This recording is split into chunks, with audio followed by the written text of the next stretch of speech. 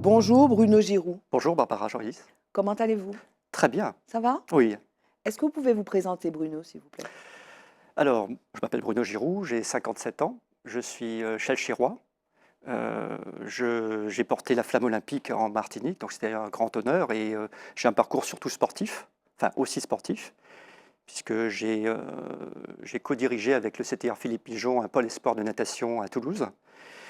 Ensuite, j'ai été directeur technique d'un club en Guadeloupe, les Dauphins du Moule. Et j'ai enchaîné aussi à SN 2000, mon club de cœur, puisqu'étant chalchirois, c'était vraiment un grand bonheur d'entraîner SN 2000.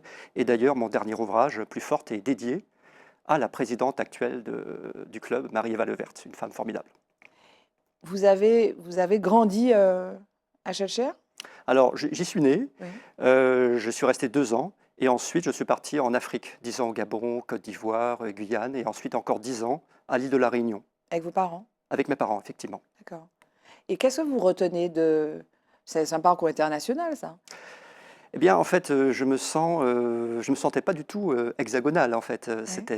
voilà, je suis très d'homme, très voilà. Afrique, c'est vraiment mon Oui. pays d'enfance, c'est l'Afrique. Oui. Et puis après, ma famille habite ici, donc je revenais chaque année voir ma Oui. grand-mère au bord de Rouge, et voilà, donc le lien continuait. Oui. Et puis ensuite, ma femme a été nommée maître de conférence ici, et par mutation, moi étant dans le secondaire, je suis aussi prof, j'étais prof de PS, mais aussi prof documentaliste en ce moment au lycée de Bellevue, Oui. et bien rapprochement de conjoints. Et alors, donc vous avez été entraîneur de natation Pôle Espoir. Oui, Le sport fait partie de votre vie. ah totalement, oui, Mais oui, oui, pourquoi? oui. Comment c'est venu, le sport? C'est en fait, j'ai commencé à nager en étant un peu contrarié, puisque en partant d'Afrique, je suis arrivé à l'île de la Réunion, j'avais 13 ans, ce qui est déjà tard pour nager. Oui. Mais mon père, qui était un ancien judoka, s'était fait très mal au dos et nous a mis à la natation un peu parce qu'on avait fait du judo au départ, pour nous réparer un peu. Et en fait, moi, ça a pris tout de suite. Et en 2 ans, je suis arrivé à casser la minute au 100 nage libre, ce qui est déjà très bien pour ceux qui s'y connaissent, passer sous la minute. Et ça a été après, pour moi, une obsession. J'ai voulu Nager. nager. Après, Florence Caruel, mon premier entraîneur, a demandé à mes parents que je sois sport-études, plusieurs années de suite, mais ils ont toujours refusé. Donc, ils ne le savent même pas, mais j'ai entraîné avec elle en cachette. D'accord. Donc, je sautais un repas, j'allais nager, je revenais et je dissimulais ça à mes parents. Donc, c'est devenu vraiment quelque chose de... Oui. Mais c'était de la nage, c'était pas de la plongée, c'était de Ah la non, non, c'est nage. la natation de compète, oui. Et qu'est-ce qui vous plaît? Libération, on pousse l'effort physique et puis on se découvre soi-même, on découvre ses propres limites. Et on est dans un élément qui est pas banal, qui est l'eau, Oui, oui, oui, oui. Et la ça, mer. moi, ça a été tout de suite, hein, je me suis senti Ok. parfaitement bien. Et donc, vous êtes donc professeur de PS et professeur de sport, Mhm. et vous êtes auteur. Est-ce que vous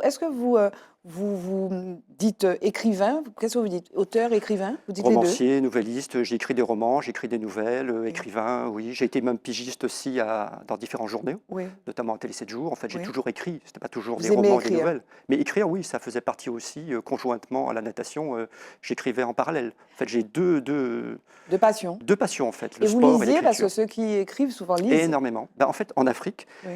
il n'y a pas tellement de distractions là où on était, donc pas de télé, voilà, donc je lisais, voilà. Qu'est-ce que vous lisiez? Oh, tout ce qui me tombait. Sous la main? Alors je vais être un peu... Mais je lisais même du Balzac à 12-13 ans, je n'y comprenais pas grand-chose, Oui, mais je mais lisais tout, le voilà. dictionnaire aussi, peut-être. Oui, exactement, je Ok. lisais tout ce qui me tombait sous... Qu'est-ce qui vous a le plus impressionné? Parce que vous avez un style, moi j'ai lu le dernier, donc Plus forte, qui est un peu votre actualité. On va y venir tout à l'heure. Et donc c'est un rythme, la nouvelle en plus, c'est un style d'écriture particulier. La personne qui vous a le plus impressionné, peut-être influencé dans votre style d'écriture, ce serait qui? Hmm. Que vous avez aimé particulièrement? Alors j'en aime beaucoup, mais Oui. je relis souvent du Huysmans à Oui, rebours, oui. je lis Amaniti, je lis vraiment des auteurs, voilà. En fait, c'est les coups de foudre au fur et à mesure de ce D'accord. que je trouve sous la main, quoi, et sous les yeux. Et alors, vous avez écrit 6 ouvrages. 6 Le ouvrages, oui. dernier, c'est Chlore. Vous êtes venu avec tous, hein, Alors, oui, oui, d'ailleurs. On peut parler, donc, Le cœur en cru, c'est peut-être le premier, Le cœur en le cru, premier. effectivement. Ensuite, le deuxième, ça a été celui-là, Le maître noyeur. Le maître noyeur. C'est Oui. quoi, le maître Le maître noyeur? noyeur, c'est un polar qui Oui. a lieu dans les piscines de Toulouse. Voilà, c'est un huis clos et je trouvais que c'était un formidable moyen de créer voilà, un polar dans un milieu qui n'était pas souvent associé à un polar. Oui. Et voilà, je me suis essayé à ce genre. Oui. Ensuite, j'ai écrit Scène familiale de la Caraïbe. Oui, un recueil de nouvelles. Et souvent, j'alterne comme ça, recueil de nouvelles, roman, recueil de nouvelles, roman. oui, Puis après, j'ai le Jardin d'Ulysse, un travail sur le harcèlement, sur oui, les unités de lésion et d'inclusion scolaire, enfin, puisque j'ai travaillé beaucoup dans ces unités-là. oui. Puis j'ai enchaîné sur Chlore. Alors, Chlore, c'est l'avant-dernier, Chlore, c'est l'avant-dernier, qui a été effectivement. sélectionné Oui, pour il des a prix, été d'ailleurs, hein. nominé sur plusieurs prix nationaux. Oui, J'ai eu une grande chance. Il a été nominé sur le Grand Prix de la littérature sportive oui, en 2022. oui. Et l'année suivante, elle a été aussi nominée sur le prix Antoine Blondin et Coup de cœur de Nelson Montfort, Alexandre Boyon. Super. Et Et là, voilà, donc, Chlore, voilà, Chlore, on imagine, c'est aussi l'univers de la natation, hein. totalement. Ah oui, On approchait des Jeux de 2024 oui, et j'avais envie de raconter, de faire remonter à la surface des nageurs totalement oubliés, oui. partant du 1896 jusque dans les années 50. Et pour connecter avec les Jeux, voir Oui, d'où ça part en fait et à oui. qui on doit cela. Donc Nakache, Jani, Boiteux, et j'en ai rencontré beaucoup d'ailleurs de ces grands champions, Mosconi, je les ai rencontrés. Donc c'était une façon pour moi de leur rendre hommage Mhm. et en même temps de faire un roman, un vrai roman sur un enfant qui va revivre Oui. les grandes histoires de natation collées sur ces modèles. Parce qu'on parle de plusieurs choses. Donc, être un grand champion, donc un champion, quel que soit le sport d'ailleurs, bon, a fortiori peut-être champion olympique, on pense à Michael Phelps. Mhm. Euh, c'est quoi? C'est une vie de quoi? C'est une vie donc de nage, certes, mais pas que. C'est une vie d'effort, c'est une vie d'entraînement, c'est une vie peut-être de sacrifice, non? Totalement, c'est tout ça. Vous avez résumé Oui. les trois ingrédients. Mais le sacrifice a une grande place, Le sacrifice à une grande place est obligatoire. La souffrance à à une souffrance. grande place est obligatoire, puisque pour progresser, il faut qu'on tape sur nos réserves, donc pour faire de la surcompensation. Donc il faut stresser l'organisme pour que l'organisme produise des substrats énergétiques pour ensuite passer de palier à palier. Donc on ne peut pas progresser si on se fait pas mal. Donc C'est c'est une humain, école ça? de la vie. C'est humain? Oui, pour moi c'est humain, ça fait partie de... Voilà, c'est une école de rigueur, voilà, oui, Mais de discipline. par Et, exemple, Michael Phelps, qui a eu un nombre impressionnant de médailles, après, il raconte hein, que c'était de la dépression. Ah oui, C'était. oui, oui. Et Oui, il n'y a pas que lui, il y a Yann Thorpe. Mais c'est souvent aussi des grands champions quand ils arrêtent de nager. oui. Ça fait un gap. Il n'y a plus toutes ces lumières, etc. Mhm. Donc il y a aussi l'après-sport. Et là, c'est effectivement un problème. Alors, le tout dernier, c'est aussi l'univers du sport. Mhm. C'est un recueil de nouvelles, enfin, un livre avec 9 nouvelles, plus fortes. Là, on parle des femmes. Effectivement. Dites-nous, racontez-nous. Pourquoi cette idée, d'ailleurs? Alors j'ai eu plusieurs raisons. Oui, Elles ne sont pas hiérarchisées, hein, mais déjà, la conquête du sport par les femmes recèle tellement d'histoires extraordinaires. Donc oui, pour un écrivain, un romancier, il y avait matière. oui. Après, moi, en tant qu'entraîneur, j'ai entraîné des nageurs avec Philippe Mijon en équipe de France. Certains ont Mhm. fait même les Jeux Olympiques.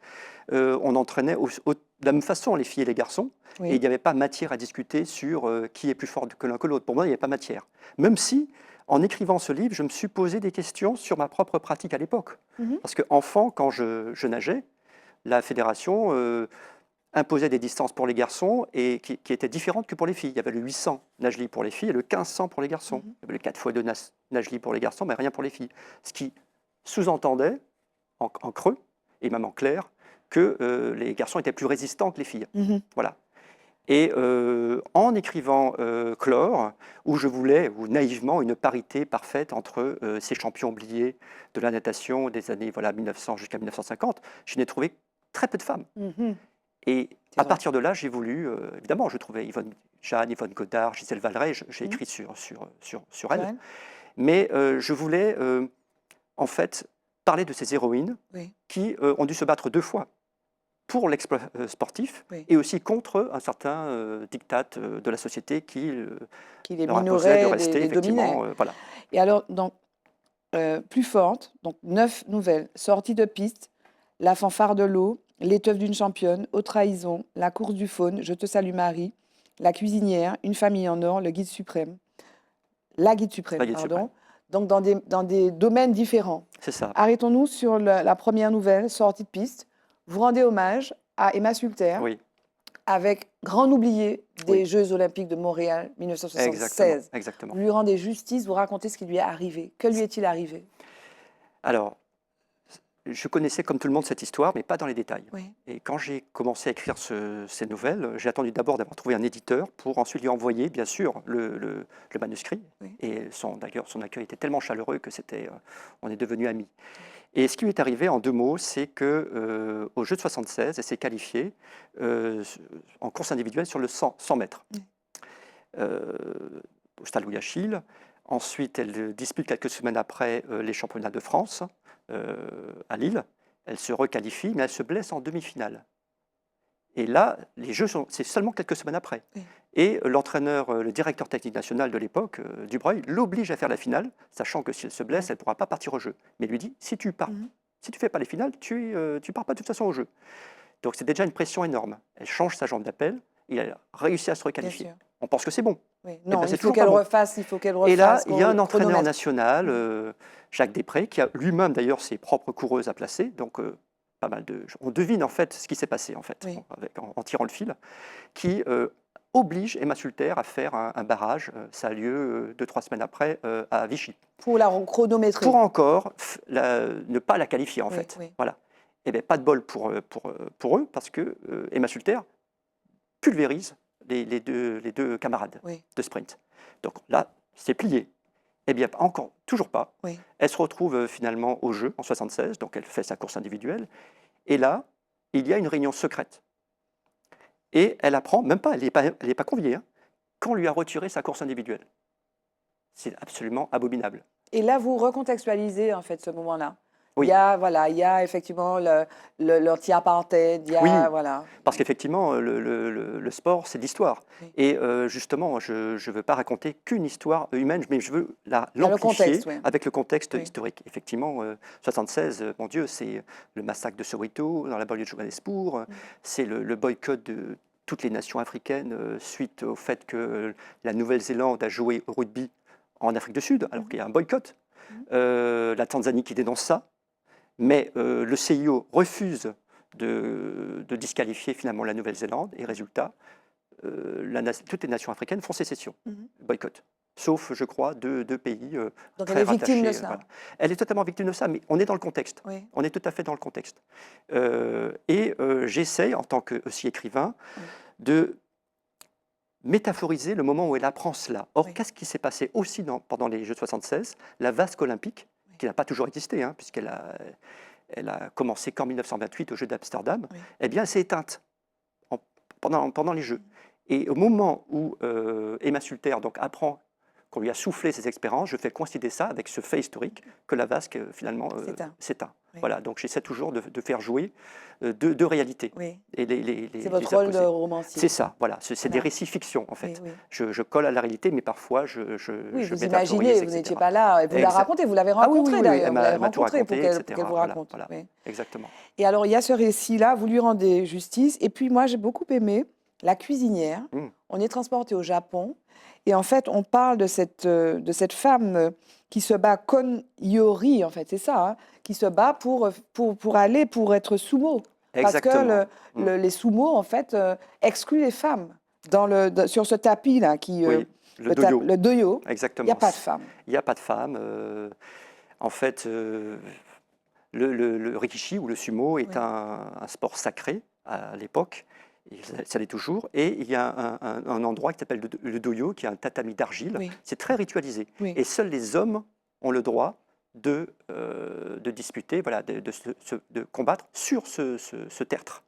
Voilà.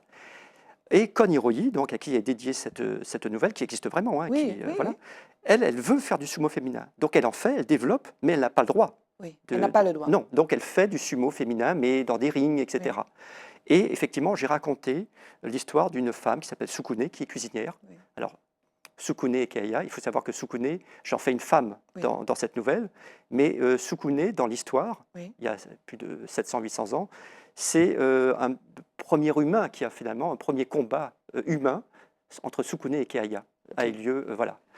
On va pas, Bruno, on va pas raconter tout. Oui. Donc ce livre et tous les autres sont dans les librairies. Oui. Dans les bonnes librairies.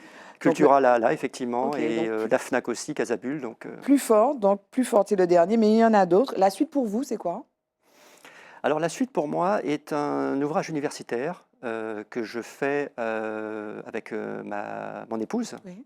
Karine Benac, qui est maîtresse de conférence et qui a, sur une pièce de théâtre qui s'appelle L'école de la boxe, de Jean-Louis Baguiot, père. Et c'est un projet qui a obtenu le coup de cœur de la Fondation pour la mémoire de l'esclavage. Et nous allons faire une édition critique. Nous serons 3 pour faire l'édition critique de Oui. cette pièce. Oui.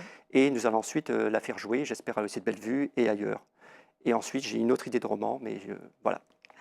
Le mot de la fin, ce serait quoi, Bruno? Ouf, peut-être ne pas se cantonner à une chose, explorer tellement de choses, voilà, ne pas se réduire et puis se faire plaisir. Voilà, oser, tout simplement. Merci, Bruno Giraud. Merci beaucoup, Barbara.